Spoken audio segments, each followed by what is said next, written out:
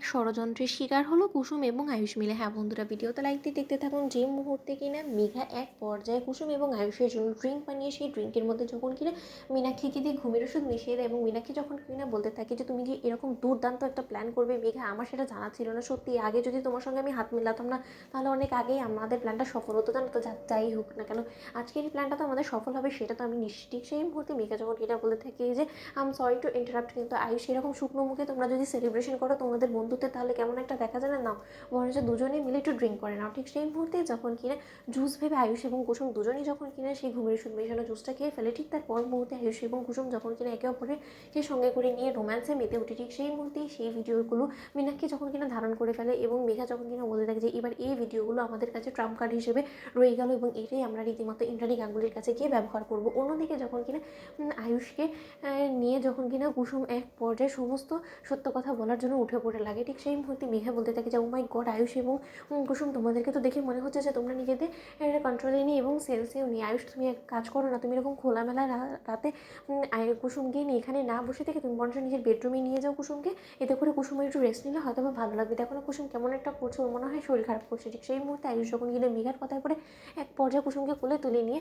ওর বেডরুমের দিকে রওনা হয়। ঠিক সেই মুহূর্তে সেই ভিডিওটাও মীনাক্ষী যখন কিনা ধারণ করে ফেলে। অন্যদিকে আয়ুষ এবং কুসুম বাড়িতে পৌঁছানোর আগে যখন কিনা মেঘা মিথ্যে নাটক করে তখন কিনা গাঙ্গুলি হাউসে গিয়ে পৌঁছায় কাঁদতে কাঁদতে হাতে ফ্লাওয়ার ভাস নিয়ে। অন্যদিকে ইন্দ্রাণী গাঙ্গুলি বলতে থাকছে কী ব্যাপার মেঘা, এক্ষুনি আমি বাড়ির সমস্ত লোকেদেরকে বলছিলাম যে তুমি কত কষ্ট করছো আয়ুষকে স্পেশাল ফিল করানোর জন্য, আজকে ভ্যালেন্টাইন্স ডে উপলক্ষে তুমি কত কিছু সারপ্রাইজ ওর জন্য প্ল্যান করেছো, সেই জায়গায় তুমি হতাশ হয়ে খালি হাতে চোখে জল নিয়ে কেন ফিরে এলে? কী হয়েছে?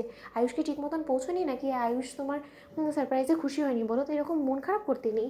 ঠিক সেই মুহূর্তে যখন কিনা মেঘা বলতে থাকে যে আন্টি সেই সমস্ত কিছু তো তখন আমি আয়ুষকে দেবো, সারপ্রাইজগুলো যখন কিনা আয়ুষ সেখানে গিয়ে পৌঁছবে। এবং তার থেকে বড় কথা আয়ুষ তো আমার জন্য কোনো কিছু ফিলই করে না, তাহলে আমি ওকে স্পেশাল ফিল করার জন্য যত কিছুই করি না কেন ও তো রীতিমতো আমাকে অবহেলাই করে। কারণ ওর কাছে আমার জন্য বিন্দুমাত্র সময় নেই। ওর জীবনে যদি এখন সব থেকে বেশি কেউ ম্যান্ডেটারি হয়ে থাকে তাহলে সেটা হলো আগে একমাত্র কুসুম। কারণ ও রীতিমতো কুসুমের জন্য সারপ্রাইজ প্ল্যান করে ও কুসুমের সঙ্গে ভ্যালেন্টাইন্স ডে স্পেন্ড করার জন্য ও সমস্ত কিছু করেছে। কোথায় আমি বুদ্ধুর মতন ভেবেছিলাম যে আয়ুষ হয়তো আমাকে স্পেশাল ফিল করার জন্য আজকের এই ভ্যালেন্টাইন্স ডে সন্ধ্যেতে এত সারপ্রাইজ প্ল্যান করেছে, কিন্তু ও যে সারপ্রাইজগুলো প্ল্যান করেছে সেটা আমি গিয়ে দেখলাম যে সম্পূর্ণরূপে কুসুমের জন্য। কারণ কুসুমকে চোখে পট্টি পরিয়ে ও কুসুমকে সারপ্রাইজ দিচ্ছে এবং কুসুমের সঙ্গে বসে ড্রিঙ্ক করছে, ডান্স করছে, রোম্যান্স করছে। এই সমস্ত কিছু দেখে আমি অ্যাজ আ ফিয়ান্সে কী করে সহ্য করবো বলো তো? তাই সেই সমস্ত কিছু সহ্য করতে না পেরে আমি এক পর্যায়ে এখানে চলে এসেছি। I am sorry to say aunty, কিন্তু কুসুম এবং আয়ুষের এই ঘনিষ্ঠ সম্পর্কটা ফিয়ান্সে হিসেবে বরদাস্ত করা আমার পক্ষে কোনোভাবেই সম্ভব না।